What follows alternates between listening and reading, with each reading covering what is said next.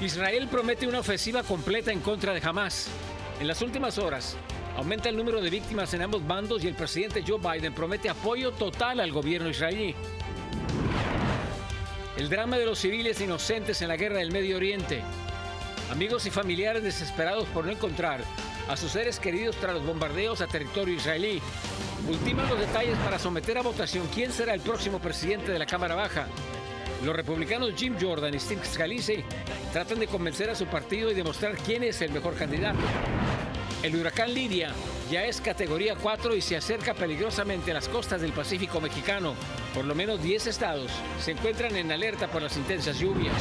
Caos fronterizo por el pase ilimitado de camiones de carga a territorio estadounidense. Entérese qué provocó que las líneas para cruzar la frontera se extiendan hasta por más de 20 kilómetros.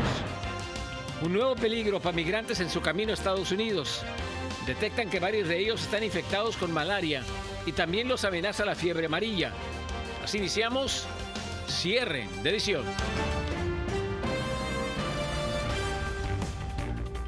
Muy buenas noches, bienvenidos a Cierre de Edición. Mil gracias por acompañarnos. Les informa José Armando Ronstadt.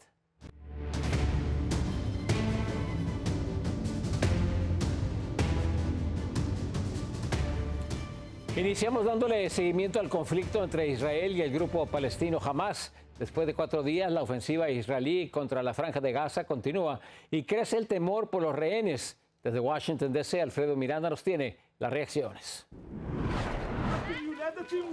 Las víctimas del ataque de Hamás y la guerra de Israel ya superan los 2.000 muertos y cerca de 4.000 heridos, siendo el número de desplazados más de 120.000, de acuerdo a la ONU. A los ataques iniciales sobre Gaza le siguen aprestos para una incursión terrestre. Cerca de 3.000 reservistas fueron convocados por el gobierno, a tiempo que se moviliza la maquinaria de guerra de las fuerzas de defensa de Israel. Todo esto mientras misiles israelíes devastan la Franja de Gaza. Hubo aproximadamente 1 minuto y 40 segundos entre cada misil y el siguiente. Aniquilaron la zona. Unos 30 de nosotros quedamos atrapados dentro del sótano, como puedes ver. Dios me libre. Medios palestinos informaron que 3 periodistas murieron en un ataque aéreo israelí en el barrio de Al-Rimal, en Gaza. En Washington, el presidente Biden condenó el ataque de Hamás y reafirmó su apoyo a Israel. Dijo que espera trabajar con el Congreso. Cuando regrese el Congreso, les pediremos que tomen medidas urgentes para financiar las necesidades de seguridad nacional de nuestros socios críticos. No se trata de partidos ni de política, se trata de la seguridad de nuestro mundo, la seguridad de Estados Unidos. Los aprestos para una incursión militar terrestre por parte de las fuerzas israelíes es parte de una estrategia del Ministerio de Defensa que calificará de animales a los militantes de Hamás. Ordené un asedio completo a la Franja de Gaza. No habrá electricidad, ni comida, ni combustible. Todo está cerrado. Estamos luchando contra animales humanos y actuamos en consecuencia. La reacción de líderes occidentales fue mayormente de apoyo a Israel. Hamás es totalmente responsable por este espantoso acto de terror, por la muerte de civiles y el secuestro de inocentes, niños incluidos. Un portavoz del Ministerio de Asuntos Exteriores chino dijo en un comunicado: la salida al conflicto pasa por implementar la solución de 2 estados y establecer un estado de Palestina independiente. La ONU denunció que ambos protagonistas del conflicto están violando leyes internacionales de protección a los civiles. Desde Washington, Alfredo Miranda, Noticias Estrella TV. Y sigue aumentando la cifra de víctimas en la guerra entre Israel y Hamás. La situación en el Medio Oriente ya dejó más de 1.200 israelíes fallecidos y cerca de 900 palestinos muertos. La cifra de estadounidenses que murieron ascendió a 14. Además, el conflicto ha llevado a movilizar a unos 300.000 reservistas israelíes. Y se siguen conociendo más voces de la tragedia después de los ataques sorpresa por parte del grupo terrorista Hamás en contra de Israel. Anthony Belche, desde Miami, nos tiene los relatos de amigos y familiares de los desaparecidos. Ronit es una de las más de 600 personas que fueron asesinadas el sábado por Hamás, en el que se considera como el peor atentado terrorista de las últimas décadas en Israel. Judith era su mejor amiga, está desconsolada. La última vez que se conectó había sido a las 8 de la mañana del sábado Iban pasando las horas y nadie sabía nada. No supieron hasta que el ejército entró en la zona donde Hamás provocó una auténtica carnicería. Tiene otra amiga, Vivian, que ahora está secuestrada. Hay más de 100 capturados por los terroristas. Sus vidas ahora penden de un hilo. Insisto que creo que ahora lo importante son los supervivientes que están vivos, Y hay que hacer lo imposible para que ellos vuelvan todos, civiles, soldados, todos tienen que volver, o sea. Es la historia de muchos dentro y fuera de Israel, de familiares, amigos que han desaparecido y que nadie sabe si están vivos o muertos. Melania vive en Miami, pensaba que su sobrino también estaba entre la lista de fallecidos, se estaba enfrentando a los terroristas. Cuando habló con él, le dijo, mira, estoy aquí encerrado con cuchillos porque no tenía ni armas, con cuchillos en la casa, y dijo, estoy oyendo voces de terroristas árabes. Finalmente pudo sobrevivir a la emboscada. Su familia respira relajada, sabiendo que otros no han corrido la misma suerte. Y todavía no hay nombres claros, jamás no ha pasado lista de la gente secuestrada, o Israel todavía no tiene claro quién está muerto, quién está secuestrado. Los familiares en el exterior aseguran que lo peor es vivir en vilo, en la incertidumbre de si un ser querido ha muerto o no durante estos ataques. Desde Miami, Florida, Anthony Belchi, Noticias Estrella TV. Mientras tanto, sigue el drama para las familias que esperan respuesta de sus hijos que quedaron en medio de los ataques y ahora desconocen su paradero. 2 familias colombianas buscan con angustia a sus familiares. En Bogotá, Carolina Gómez con la siguiente información. Mientras el mundo ve horrorizado lo que pasa de lado y lado en la Franja de Gaza con el recrudecimiento del conflicto debido a los ataques de Hamas a Israel, 2 familias colombianas viven horas de horror y angustia. Antonio Macías e Ivonne Rubio estaban en el desierto al sur de Israel, cerca de la frontera, disfrutando de un festival electrónico que celebraba el día final de las fiestas del Sukkot, Simchat Torah, cuando cerca de 50 milicianos palestinos irrumpieron disparando descontroladamente a los más de 2.000 asistentes. Me dijo, papi, estamos en guerra. Y yo la sentí que estaba agitada y corriendo. Diciéndome que él estaba buscando un lugar, un refugio, y cuando estuviera en el refugio, que me llamara. Algunos amigos sobrevivientes les contaron que los vieron llegar al refugio. Ellos estaban en el búnker cuando les habían tirado unas granadas en la entrada, y ellos salieron corriendo y empezaron a disparar detrás de ellos. Desde entonces no ven a Antonio. La última comunicación con ellos fue a las 7:15 de la mañana del sábado. Ya les tomaron las pruebas de ADN para cotejarlas con los heridos o con los más de 260 cuerpos que quedaron en el lugar, y piden que se les respete la vida si es que hacen parte del centenar de secuestrados que aún están en manos de los terroristas de Hamas. Estamos a la espera con una zozobra, con una angustia. Hemos llorado muchísimo, no hemos dormido, no hemos comido. Sí, que no lo regresen porque nosotros sabemos muy bien. Ellos no son soldados. Tanto Ivonne como Antonio tienen niños pequeños que los esperan en casa. Ella un niño de 3 años y él una hija de 6 años. Sus familiares claman porque lo regresen. Dicen que solamente son jóvenes que querían un día de diversión y que no tienen relación alguna con conflictos políticos o religiosos. En Bogotá, Colombia, Carolina Gómez para Noticias Estrella TV. Pasamos a otros temas y vamos a Washington, donde se apresuran a llevar a cabo la votación para reemplazar al republicano Kevin McCarthy como presidente de la Casa de Representantes. El día de hoy, legisladores republicanos analizaron en un foro quién sería el mejor candidato. Dayanis López con más detalles. Dayanis. José, tanto el representante Jim Jordan de Ohio como Steve Scalise de Luisiana participaron en este foro donde fueron cuestionados sobre su postura política y por qué serían la mejor opción. Sin embargo, por el momento ninguno cuenta con los votos suficientes para ocupar este importante banquillo. El martes por la noche, el grupo mayoritario republicano de la Cámara Baja se reunió a puerta cerrada para analizar si el representante Steve Scalise de Luisiana, un veterano más amable del liderazgo del Partido Republicano, o el representante Jim Jordan de Ohio, que tiene una reputación más feroz y conservadora, sería el elegido para ser el presidente de la Cámara de Representantes. Para ganar, uno de los dos candidatos necesita al menos 217 votos de 433, pero si bien ambos son sólidamente conservadores, sus diferentes ideologías podrían dividir aún más el Partido Republicano.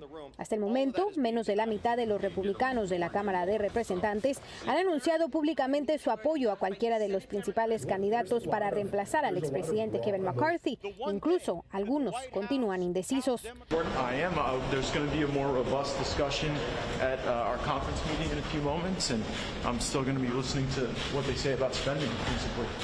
Por otro lado, en los pasillos del Capitolio continúa la incertidumbre, ya que se habla de que podría haber otras opciones en juego, incluido un posible regreso de McCarthy. Saliendo de la reunión, el representante Scalise dijo que ha trabajado muy duro y durante mucho tiempo para unificar su partido. I've worked for a long time building coalitions and unifying our conference to get things done, advance our conservative principles, and we need that more than ever right now in a speaker. We need to do this. Day one, we need to get this done tomorrow. Durante la reunión de esta noche, cada candidato tuvo una presentación de 20 minutos. Asimismo, se esperaba una votación sobre una propuesta destinada a mantener los desacuerdos internos a puerta cerrada, al exigir que cualquier candidato obtenga 217 votos republicanos, suficientes para elegir al próximo presidente de la Cámara sobre la oposición demócrata. Y se espera que el miércoles sea la votación para escoger el presidente de la Cámara de Representantes. Y hasta que se seleccione un nuevo presidente, la Cámara no puede aprobar ninguna legislación a temas nacionales o internacionales. Así que mañana estaremos al pendiente, José. Gracias, Dayanis. Este martes, el congresista George Santos recibió nuevos cargos penales. La acusación de 23 cargos reemplaza una presentada anteriormente contra el republicano, que había sido acusado de malversación de fondos de su campaña. Ahora se le acusa de robar identidades de donantes de su campaña y luego usar sus tarjetas de crédito para recaudar miles de dólares a su cuenta personal. Entre los cargos figuran robo y fraude electrónico. Siga con nosotros, regresamos con más a cierre de edición. Las costas de México en alerta, el huracán Lidia toma fuerza y amenaza con golpear zonas turísticas. En 15 días habrá de definirse el futuro de Mario Aburto, el asesino confeso del magnicidio de Luis Donaldo Colosio. Y un importante cruce comercial entre México y Estados Unidos permanece bloqueado. Hay varios afectados por varios kilómetros.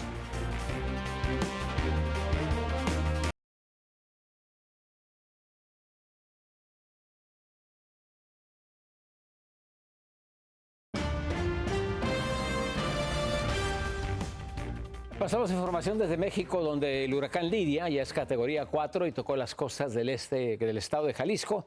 Fuertes vientos amenazan con impactar otros estados de la República Mexicana. Vamos a la capital mexicana. Víctor Blázquez nos tiene todos los detalles. El Pacífico mexicano está bajo alerta. Lidia, ya como un poderoso huracán, impactará las costas entre los estados de Jalisco y Nayarit en las próximas horas, entre este martes 10 de octubre y mañana miércoles. Las torrenciales lluvias y fuertes vientos se pronostica dejen inundaciones severas, oleaje alto, deslaves de cerros en las zonas costeras, además de afectaciones por precipitaciones en los estados de Colima, Guerrero, Michoacán, Durango, Sinaloa, Aguascalientes, Baja California Sur, Guanajuato y Zacatecas. Mientras en el estado de Guerrero ya sufren las consecuencias que Max, una tormenta tropical, dejó. La lluvia amainó un poco, pero miren ustedes la fuerza. Una persona muerta y otra desaparecida, además de ríos desbordados que arrastraban autos e inundaban casas, es el escenario devastador que se puede ver.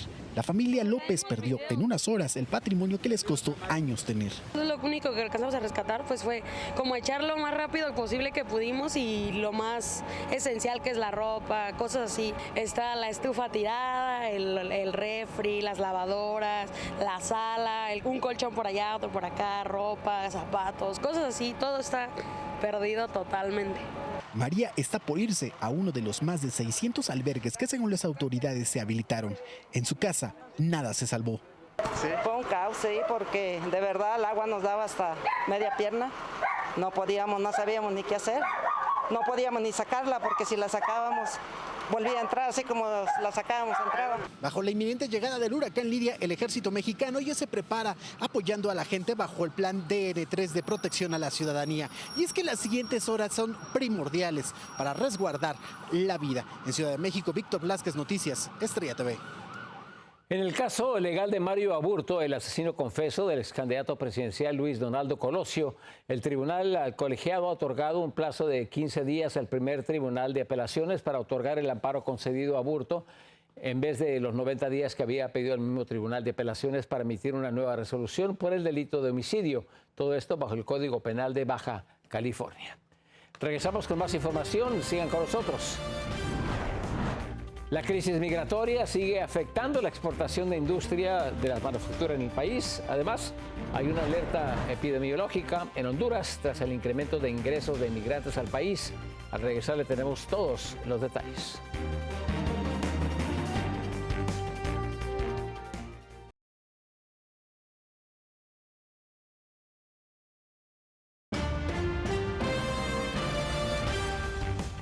Tremendo caos en la frontera de Ciudad Juárez y Nuevo Laredo porque permanecen varados decenas de camiones con mercancía de exportación que no ha podido ingresar al país debido a la falta de agentes de migración. ¿Pero qué es lo que está pasando?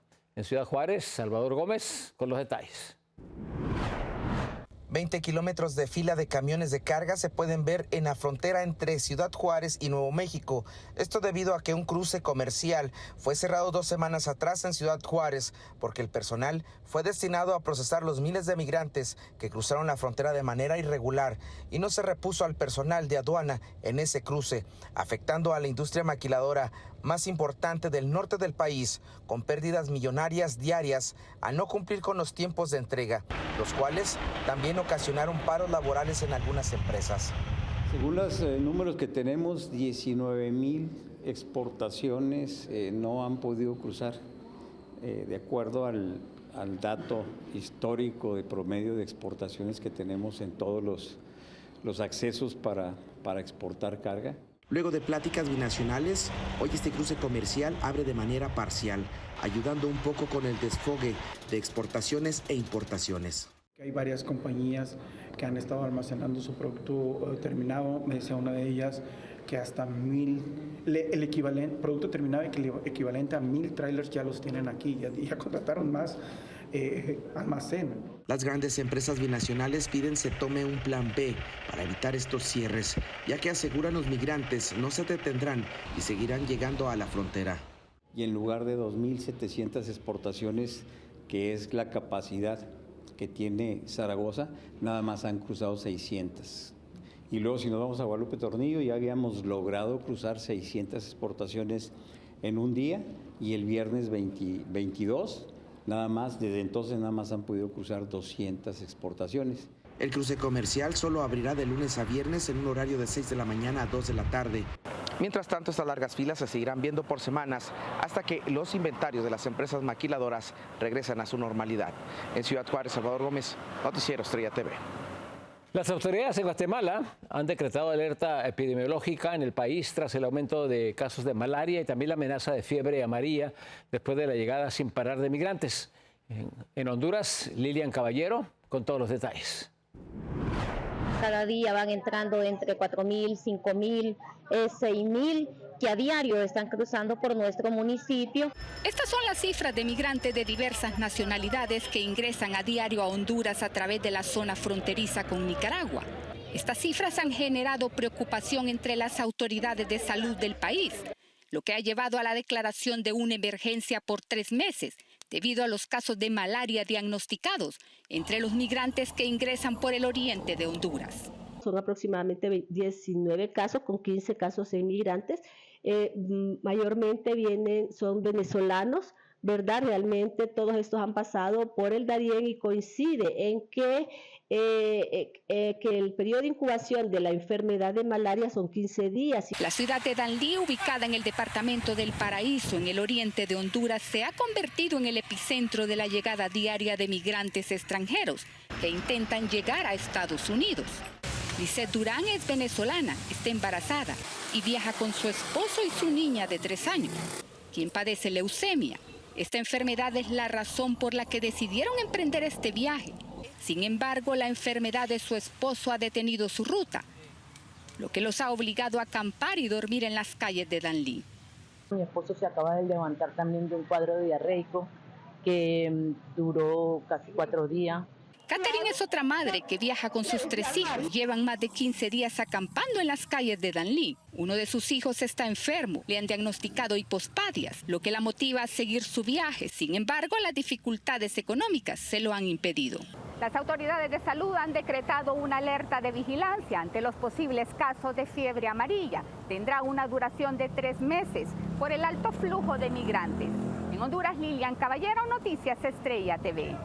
Más información, más noticias en cuanto regresemos de una breve pausa. Mexicanos varados en un aeropuerto israelí cantan momentos antes de ser rescatados de la guerra, una de las clásicas mexicanas.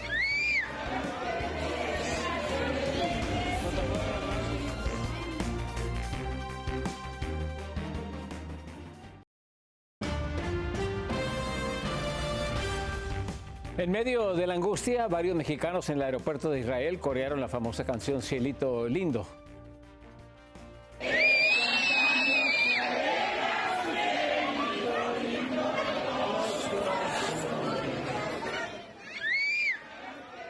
Este video que ronda en redes sociales se puede escuchar decenas de voces entonando la canción como muestra de tranquilidad y alegría a la espera de ser rescatados por uno de los 2 aviones que destinó el presidente mexicano Andrés Manuel López Obrador para traerlos de regreso a casa. Muy buenas noches, gracias por acompañarnos. Los esperamos mañana en cierre de edición. Yo soy José Armando Ronstadt.